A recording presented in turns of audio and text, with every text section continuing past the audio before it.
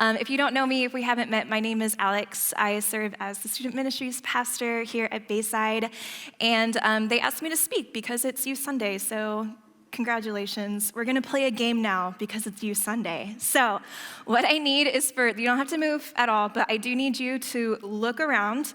We're gonna give you 15 seconds. I want you to look around the room and notice as many things as you can that are the color green. If you need to confer with your neighbor to help point things out, that's fine. So we'll go ahead, put 15 seconds on the clock now.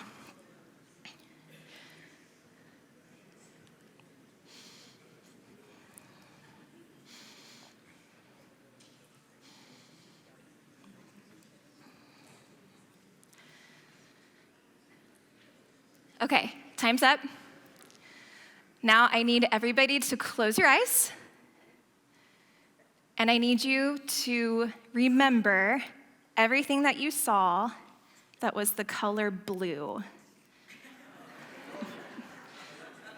All right, you can go ahead and open your eyes. So today we're going to be talking about what happens when our expectations do not meet the reality of the situation that we find ourselves in. You guys all expected I was going to ask you to remember all the green things. And here's the thing. We're going to be talking specifically today about what happens when our expectation is that God only works in green, when in fact, there's a lot of God working in blue around us.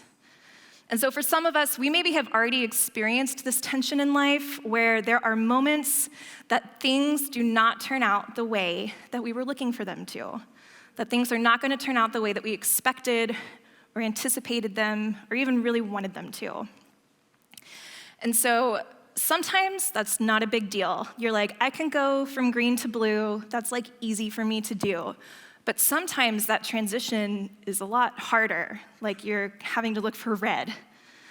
Sometimes these are not things that we can just roll through and roll with the punches. And sometimes we come to an expectation and a reality that is so different that it just shakes us to our core. And if we want to go a step further and say spiritually, sometimes we go into these situations and it even affects our walk with God, and it affects that relationship that we have with Him. And maybe for some of you in this room, you know exactly what I'm talking about, and you can pinpoint that moment when something changed and your expectation of life is now very different than the life that you're living. And so when those more extreme shifts specifically happen, how do we work through those transitions? How do we work through those modulations? How do we work through these crises of faith that can sometimes come from them in a way that's honoring to ourselves and our feelings, and most importantly, in a way that's honoring to God? And so I'm going to invite Pastor Leo to come up and help me with this next little illustration. I am a huge Fred Rogers fan. My family is from Pittsburgh. We feel like a kinship to him. I don't know if there's any other Mr. Rogers neighborhood babies in here, or maybe like Daniel Tiger's neighborhood babies. Those are my kids.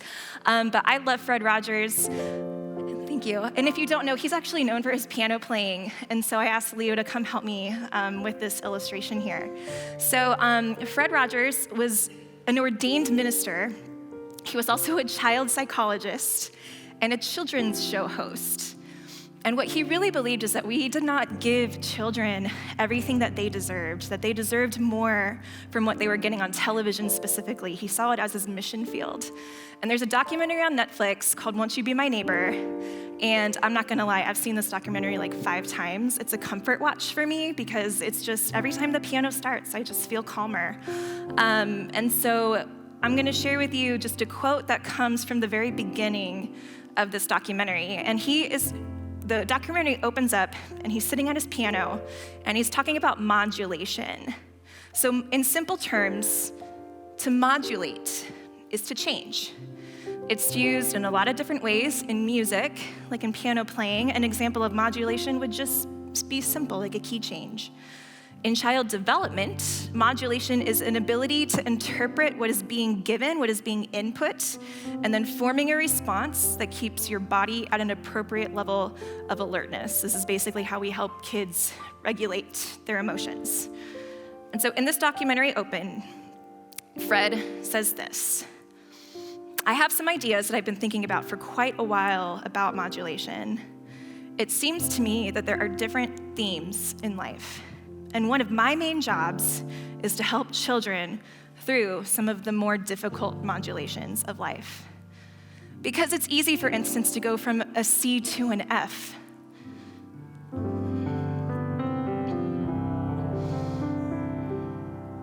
Beautiful. But there are some modulations that aren't so easy. For instance, to go from an F to an F sharp,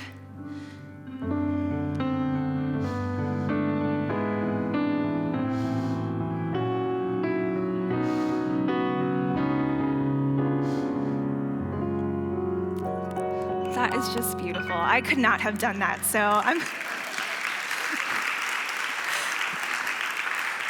So to go from an F to an F sharp, you've got to weave through all sorts of things to make that transition nice. And so what Fred means is that what he sees his job as is helping children figure out how to express and regulate their emotions during exciting or scary or confusing moments that they encounter in life, like when they're dealing with bullies, or experiencing parents' divorce, or feeling uncertain about their future, or just simply going through frightening world events. But today, I want to talk about when you're grown up and those things are still happening, when we're still facing exciting or scary or confusing changes. Can we trust that Jesus is walking with us as we wrestle from that F to that F sharp? And can we notice God working in the blue when we're so sure that he's working in the green? And so one of the best characters of the New Testament to help illustrate working through that change in a very rapid way, this guy went through a lot in a very short amount of time, is the apostle Peter, the disciple Peter. Now Peter, he was one of the closest disciples to Jesus, but he was also kind of the unofficial leader of the disciples. Throughout all of the Gospels, we see a lot of Peter. He speaks on behalf of the disciples a lot, and he just has a lot of narrative about him. We know a lot more about his personality than maybe some of the other ones. And so Peter, both through all the Gospels, from the book of Acts, and then even from his own epistles, the two epistles that he wrote later in the New Testament, we get a fairly full picture of his life from at least young adulthood up until like the end of his life. And so one of his character traits that we especially see in the Gospels is that he was almost like comically impulsive. Like he just would fly off and do what he felt was best in the moment. He lived by his emotion, he lived by what his gut instinct was, and that did not always lead him to great places sometimes. He is known not for jumping fully clothed out of a perfectly functioning boat once, but twice in the Gospels that we know of. And he was a challenger. He liked to speak out of turn. He is not very great at reading a room, like I said, especially in these early Gospels. But he was also extremely energetic, very charismatic, and very creative. And he was a man of action. His impulsivity came from this need to be doing something. And maybe some of you feel that way sometimes too. You're like, man, I can't just sit here, I gotta go. And if so, you probably feel some sort of kinship with Peter. And so Peter, we're going to be looking at him in one of the most important nights in the history of the world, which is the night that Jesus was arrested, put on trial, and crucified. So we're going to start in John chapter 13 today. We're going to start in John 13 and go all the way through the rest of the book, just like little pieces of it. But we're in John chapter 13, starting in verse 31. So to set this up a little bit, this is the Last Supper that Jesus had with his disciples. The night that he was arrested, he and his disciples gathered in a room and they were sharing the Passover dinner together. And so we've already gone through a few events of this night. Jesus has washed his disciples' feet. He has kind of confronted Judas, who is the disciple that would end up betraying Jesus to the authorities. And Judas has just left the room to go and get the Roman soldiers to come and arrest Jesus. No one but Jesus and Judas know that at this point, though. So in verse 31, it says this: as soon as Judas left the room, Jesus said, "The time has come for the Son of Man to enter into his glory, and God will be glorified because of him." And since God receives glory because of the Son, he will give his own glory to the Son, and he will do so at once. Dear children, I will be with you only a little longer. And as I told the Jewish leaders, you will search for me, but you can't come where I am going. So now I am giving you a new commandment, to love each other. Just as I have loved you, you should love each other, and your love for one another will prove to the world that you are my disciples. And Simon Peter asked, Lord, where are you going? And Jesus replied, you cannot go with me now, but you will follow me later. But why can't I come now, Lord? He asked, I am ready to die for you. And Jesus answered, die for me. I tell you the truth, Peter.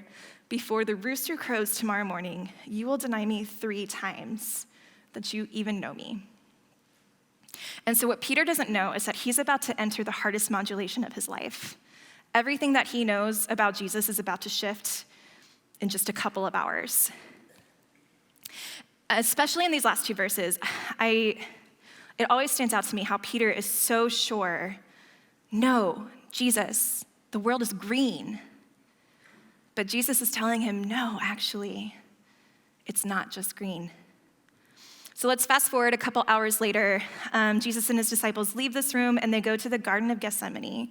And this is eventually where Judas leads the Roman guards to come and arrest Jesus, but Jesus has gone there to pray.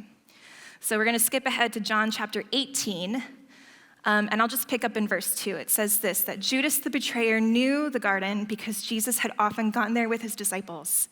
And the leading priests and Pharisees had given Judas a contingent of Roman soldiers and temple guards to accompany him. So with blazing torches, lanterns, and weapons, they arrived at the olive grove. And Jesus fully realized all that was going to happen to him. So he stepped forward to meet them. Who are you looking for? He asked. Jesus the Nazarene, they replied. I am he, Jesus said. Judas, who betrayed him, was standing with them. But as Jesus said, I am he, they all drew back and fell to the ground. So once more, Jesus asked them, who are you looking for? And again, they replied, Jesus the Nazarene. I told you that I am he, Jesus said, and since I am the one you want, let these others go. And so in this confrontation, if you will, Judas comes up with a battalion of soldiers. They're ready to arrest Jesus. But when he answers them, they fall back in fear. And Jesus says, please don't hurt my friends. Let these other people go. And so if you're reading that room, it kind of feels like maybe the confrontation isn't going to escalate very much, but then Peter decides that, oh, actually, I'm going to take this to an 11. And so, like I said, he doesn't always know how to read the room. And so Simon Peter drew a sword and slashed off the right ear of Malchus, the high priest's slave. And Jesus said to Peter, put your sword back into its sheath. Shall I not drink from the cup of suffering that the Father has given me? Luke 22 says this, that Jesus actually said, no more of this. And he touched the man's ear and healed him. And so obviously, like the biggest story that's going through this is the story of Jesus' passion. We're seeing the night is laying itself out and we kind of know what's coming. But today we really are going to be kind of not just focusing on Jesus' story, but how Peter is having to deal with some very big and dramatic shifts in his world in a very short amount of time. Peter is showing us what happens when the way you thought the world is shifting underneath your feet. And one thing I think it's important to know is that Peter has already declared earlier in the Gospels that Jesus is the Messiah. Peter knew this about Jesus. However, I think the type of Messiah that he thought Jesus was going to be is very different than what he is seeing right now. And I think at that time especially, a lot of Jewish people, they believed that the Messiah was coming to restore Israel, to restore the temple, and to basically establish the Jewish people as rulers. And I think that they really thought that through this military show, the Roman Empire would fall and Israel would come basically to the top. Now, not all people believed that, and if you read the scripture, that's probably not how you're necessarily going to interpret that, but that is very much what Peter was probably thinking, was that there was some sort of military dominance coming to overthrow these Roman soldiers. Because I don't really know that he would have cut a Roman's ear off, expecting to walk away if he didn't expect some sort of fight to escalate. And so right now, Peter is expecting Jesus to signal, hey, it's go time. The Romans are going down. It's time for Israel to come to the top. But Jesus is saying, no, stop. Stop. In a very loving way, in a very Jesus way, of course. And Peter is not sure what to do with that. Like I said earlier, there are moments in life when things do not turn out the way that we expected or anticipated them to. And Peter is now going through one of those more dramatic shifts into one of those more intense modulations of life. And so the gospel narrative goes on to let us know that Jesus is being taken to the high priest's house. So in John chapter 18, verse 15, it says this, that Simon Peter followed Jesus, as did another of the disciples. That other disciple was acquainted with the high priest, so he was allowed to enter into the courtyard with Jesus. Peter had to stay outside the gate, but the disciple knew the high priest and spoke to the woman watching the gate, so she let Peter in. The woman asked Peter, "You're not one of those man's disciples, are you?" "No," he said, "I am not." First time. Meanwhile, as Simon Peter was standing by the fire warming himself, they asked him again, "You're not one of his disciples, are you?" And he denied it, saying, "No, I am not." Second time. But one of the household slaves of the high priest, a relative of the man whose ear Peter had cut off, asked, "Didn't I see you out there in the olive grove with Jesus?" And again Peter denied it, and immediately a rooster crowed. So the third time.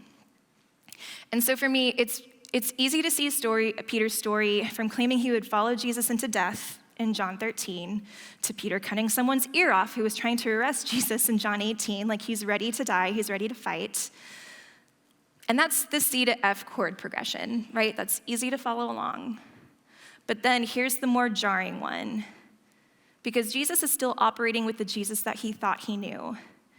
But from John 18:11 on, where Jesus rebukes Peter and allows himself to be taken and arrested, to this moment in John 18:27, where Peter denies even knowing Jesus the third time, there is a huge shift that's happening, and that is that F to F sharp progression.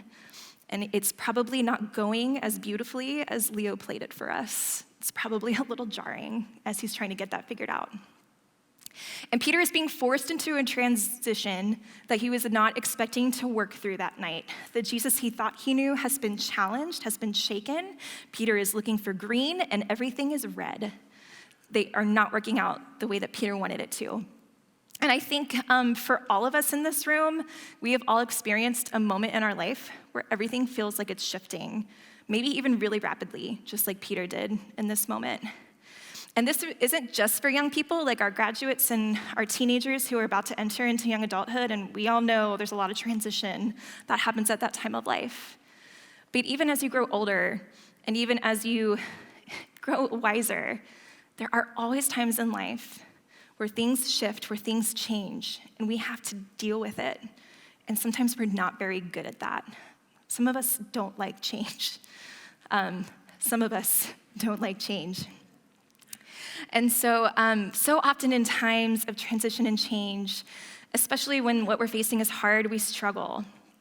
And just to add on spiritually, that there will come a time in your life where the faith you have is not working out the way that you thought it would.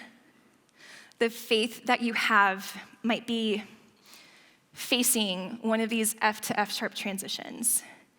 And when your version of Jesus doesn't live up to your expectations, it's time to go back to the beginning so you can know Jesus in a new way. There is a deeper understanding that comes from working through hard things. But we also know that when that is happening, there's almost like a you that's before and a you that is after. In scripture, a lot of times it talks about how the old is gone and the new has come, and that's a beautiful thing, but when you're in the middle of transition, sometimes it's hard to see that the new is beautiful. Sometimes it feels very not beautiful. And so there's the Peter of John 13, that's the before Peter. And now there's the Peter of John 18, and that's the after Peter. Things are different for him now. And so the story continues, and in chapter 19, Jesus is sentenced to death and then crucified. And then everything changes again, because in chapter 20, Jesus is resurrected and comes back to life. And Peter's understanding of who Jesus is has to dramatically change again. That was a plot twist that I'm not sure very many people expected. And even though Peter said that he knew Jesus was the Messiah, this Messiah, the real Messiah, was probably a little different than what he was expecting. In fact, he definitely was different. And so in the final chapter of John, we're going to see a story of Jesus having breakfast with his disciples on the shores of the Sea of Galilee. And this is the first recorded conversation that we have of Peter and Jesus after all of this has happened. We know that they interacted before, but we don't know exactly what was said. But here in chapter 21, we get a very interesting look at this conversation. When your version of Jesus doesn't live up to your expectations and you have to go back to the beginning, this is Peter's beginning. He is being confronted with the reality of the brokenness that his change and transition has caused. But what I love about this story is that Jesus is already waiting for him at the beginning. He's waiting for him on the shores of the sea. He's got breakfast ready, and he's ready to have a talk. And so in John chapter 21, verse 15, after breakfast, Jesus asked Simon Peter, "Simon, son of John, do you love me more than these?" Yes, Lord, Peter replied, "You know that I love you." "Then feed my lambs," Jesus told him. It's the first time. Jesus repeated the question, "Simon, son of John, do you love me?" "Yes, Lord," Peter said, "You know that I love you." "Then take care of my sheep," Jesus said. It's the second time. And a third time he asked him, "Simon, son of John, do you love me?" And Peter was hurt that Jesus asked the question a third time.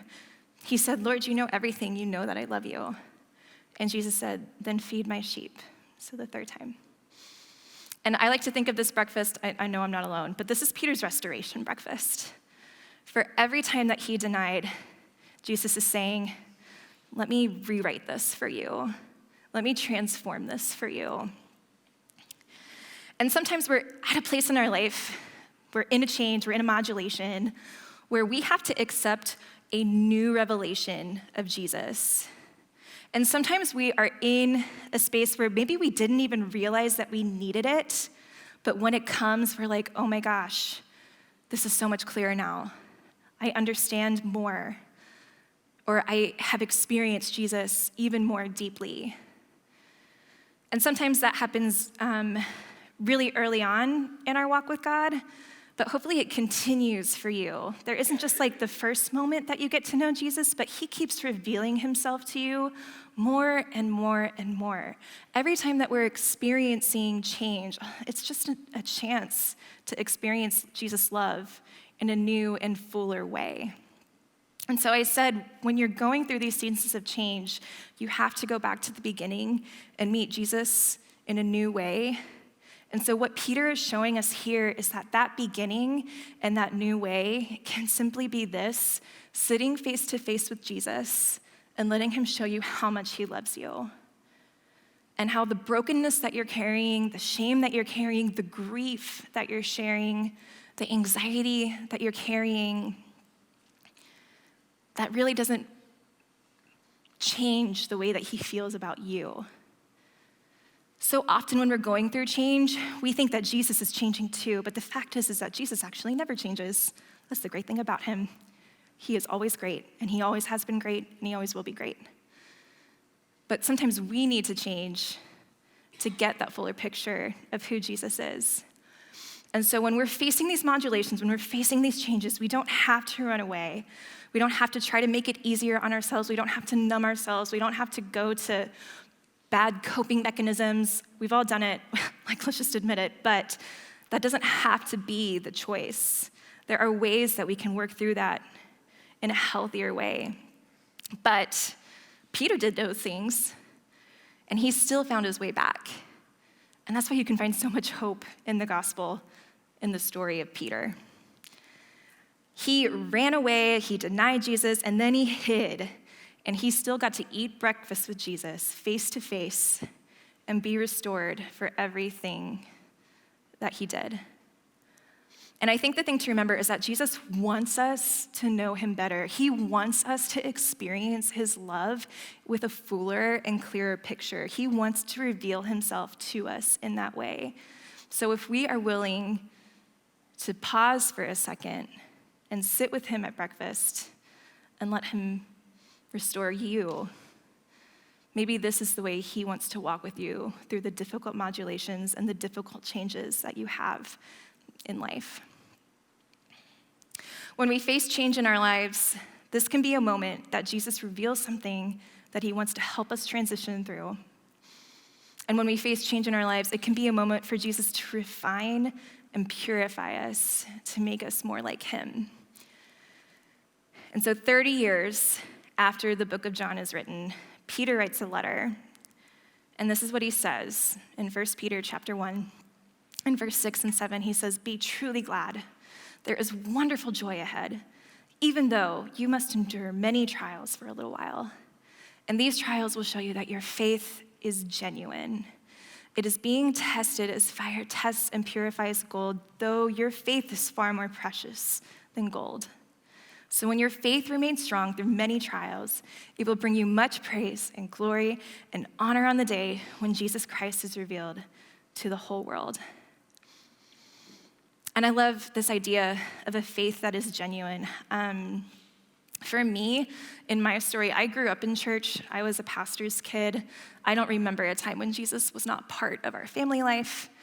But as I grew up, as I knew Jesus more, I realized how much I depended on my parents' faith, or my pastor's faith, or my small group leader's faith, rather than experiencing Jesus myself. And that was a modulation that I had to go through. I was thinking just of this idea of revelation and refinement. So often we aren't expecting Jesus to reveal things to us as we get older, or maybe you are. But I know that for me, transition has never stopped. I don't know if that's encouraging to young people or not, but there is so much in life that you just can't plan for. You kind of find yourself in change a lot. So I was just thinking through of a time of significant change in my life that wasn't immediately out of high school. And so this is kind of what came to mind to share with you guys today, because it's in ways a modulation and a revelation and a refinement that I'm still walking through. But about 5 or 6 years ago, there was a brokenness in my community that we experienced when I was still in Michigan that honestly just rocked my world. There was a close friend of ours who was not the person that we thought that they were, and when some things were revealed about their character, it didn't just shake Caleb and I personally, but it affected our entire community just because of the person that they were. And I don't want to say that my faith in God was shaken during that time. I still knew he was good, and I knew he had no part in what was happening with that. But what I also knew was that my confidence in myself, in my discernment, in my ability to walk with people, it was shaken. And so in that time, that was 5 or 6 years ago, God started revealing some things to me in that time of change that were very hard, but were also really necessary for me to grow up. I was not quite 30 yet, but I was getting close to kind of entering into my 30s, and I was realizing that I was still operating in a faith that was so reliant on other people's affirmation. Either other people telling me that I was okay, that I was doing a good job. I was relying on other people to tell me about how good Jesus was, without it always experiencing that freedom for myself. And as I was walking through that, God started revealing those things to me, and I did not want to hear it because I was not in a great place. But at the same time, the refinement that came from that, and me getting to experience love for me, Jesus' love for me as an individual and not as a leader and not as part of a corporate thing, but for me personally, I needed that. I needed that change. It was terrible. But that refinement that came from that revelation has been so beautiful. And I realized even as I was reflecting on this, I'm still working through it. I still carry bitterness, and I still am, I think people-pleasing is not something that's easy to walk away from. But at the same time, I know that God is continuing to refine me through that. And so whatever change, whatever modulation, whatever transition you find in your life, know that God is good. He does not change. He is walking with you through it. And even though it's hard, the other side of it has so much grace and so much love and so much care for you personally as a human being, an individual, but also as someone that was created in the imago Dei, the image of God. And so when the season of modulation comes, it's not simply so that we can know Jesus better, but that we can also experience his love more fully. So I'm going to invite Pastor Leo to come up to help us close out. And to end today, I wanted to do a prayer that I like to do when I'm especially in my people-pleasingness, and I recognize that, and it's time to kind of draw back a little bit. But this is a prayer that anybody can pray. It's the prayer of examine. And so I'm going to invite you, if you're comfortable, to go ahead and close your eyes with me, or do soft eyes if you just want to look down on the ground but don't want to close your eyes. That's fine. But let's just take a moment to settle ourselves and invite God's presence close to us. Become aware of his presence around us. If you're a visualizer, you can invite him to just come and sit in the pew next to you. Maybe you don't want to be in this room, you want to be somewhere else, and that's fine. Just imagine that he's sitting with you. Maybe he's putting his arm around you. Maybe he's just kind of sitting in silence, waiting.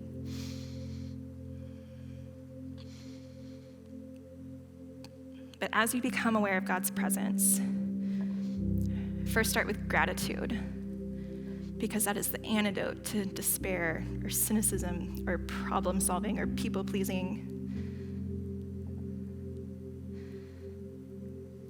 In seasons of change, it can be hard to know what to be thankful for, which is why it's important to start with it, because it helps reframe the mindset that we're in.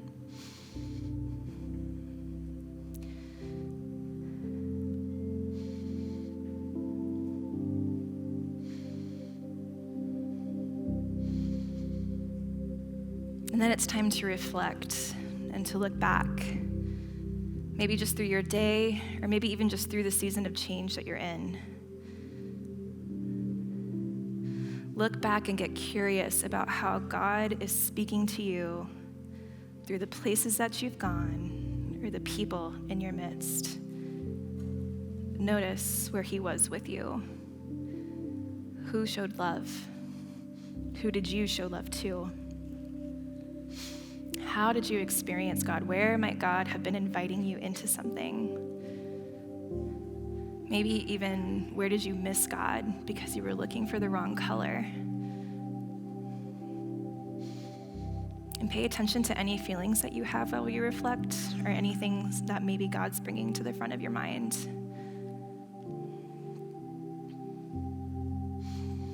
And as those feelings or thoughts are coming up, be honest. It's important to remember here that God cares for you and he's waiting for you. At the beginning, he set the breakfast out for you at the lakeside, and he wants to be face to face with you. So you don't have to hide your challenge, your feelings, your changes, your grief, your unmet expectations from him. He knows it all, and he still loves you so much. You can ask God to reveal to you the things that he wants to refine in you. What are the things that he wants to walk with you through? Where is his love needed to fill in the gaps that you're feeling right now?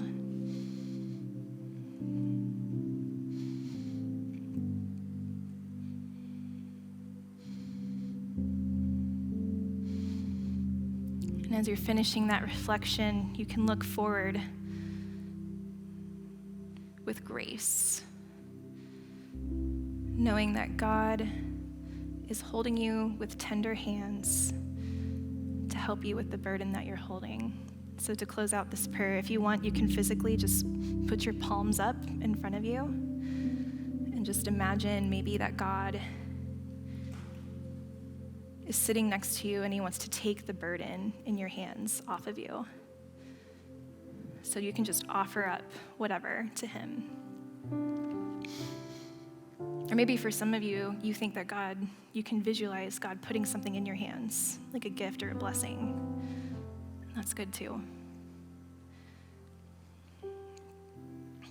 Jesus, we're thankful for a Savior and for a Messiah who never changes and whose love is constant and who sits with us face to face when we aren't really sure where to go, who will meet us at the beginning and just say, simply let me love you.